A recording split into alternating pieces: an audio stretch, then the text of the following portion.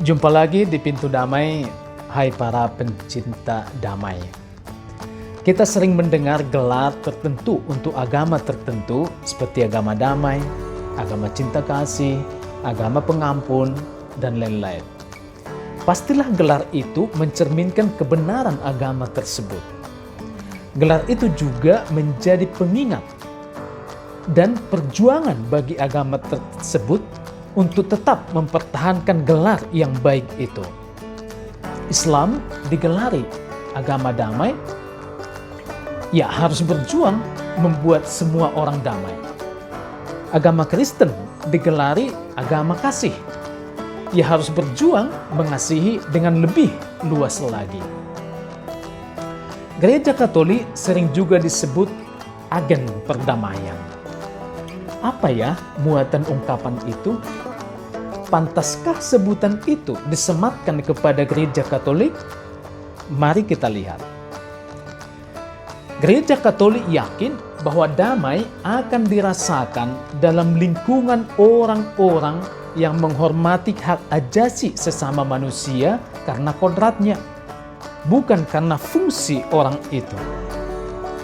Damai akan dirasakan jika orang-orang dengan jujur dan tulus mencari kebenaran. Damai akan dirasakan di tengah-tengah orang yang peduli pada kesejahteraan umum dan memperjuangkan keadilan bagi semua orang.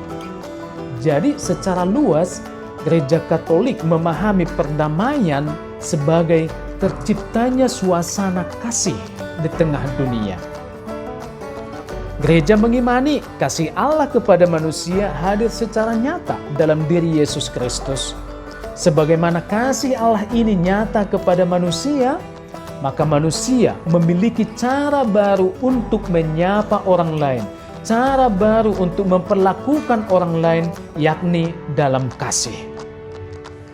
Maka mestinya di mana ada orang Katolik, di situ seharusnya ada damai dan setidaknya ada cara memandang dan memperlakukan orang lain, yakni dengan kasih.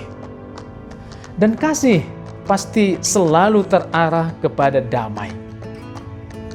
Lalu bagaimana sebenarnya cara yang harus ditempuh untuk mencapai damai? Yang pertama,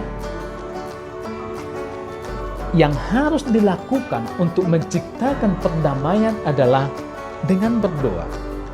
Sebelum memulai aktivitas keluar, gereja berdoa demi perdamaian. Seorang Katolik haruslah yakin bahwa doa sendiri mempunyai kuasa untuk mengubah dunia. Selain itu, doa adalah sumber kekuatan bagi setiap orang untuk mengusahakan perdamaian. Setiap tahun pada tanggal 1 Januari, Gereja Katolik merayakan Hari Perdamaian Sedunia. Paus selalu mengeluarkan pesan atau seruan untuk semua umat manusia, khususnya umat Katolik, agar memperjuangkan damai sesuai dengan tema yang dipilih. Selain itu, gereja juga melaksanakan kegiatan-kegiatan demi terciptanya suasana damai dalam kasih, seperti Hari Orang Muda Sedunia dan banyak kegiatan lain. Alhasil, selalu ada saja orang yang terpanggil dan meletakkan komitmen yang kuat menjadi pejuang perdamaian. Dengan cara tersebut, gereja mau menunjukkan bahwa ia mempercayai suatu hidup penuh kasih di dunia ini bukan sebuah impian belaka yang tak mungkin terjadi.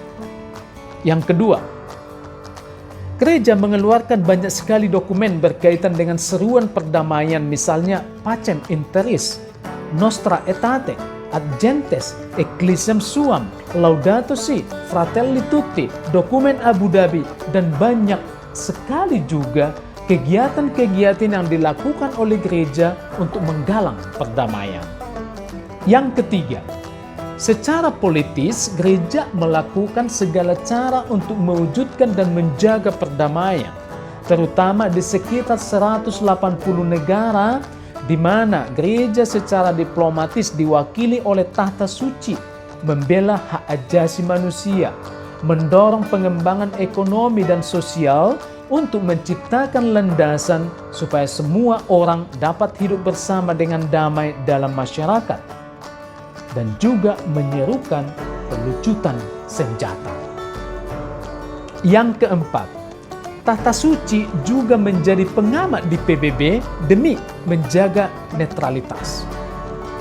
Yang kelima, sejumlah organisasi di dunia diikuti oleh tahta suci seperti Food and Agriculture Organization yang bertugas membantu meningkatkan taraf gizi dan taraf hidup masyarakat dunia. United Nations Educational, Scientific, and Cultural Organization UNESCO yang bertugas untuk membantu pengembangan ilmu pengetahuan, kebudayaan, dan pendidikan. World Trade Organization WTO yang bertugas mengawasi perdagangan dunia. International Atomic Energy Agency yang mengurusi penggunaan energi nuklir secara damai.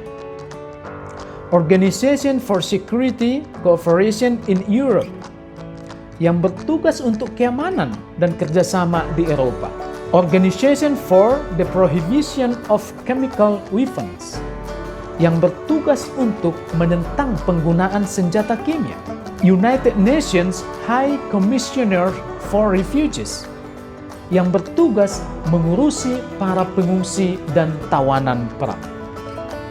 Yang keenam, Gereja Katolik juga berdiri di belakang piagam PBB. Piagam PBB melarang penyelesaian konflik antar negara dengan kekuatan militer dengan dua pengecualian. Pembelaan diri yang masuk akal ketika diserang pihak lain dan tindakan yang diambil oleh Dewan Keamanan PBB di dalam kerangka tugasnya untuk memelihara perdamaian.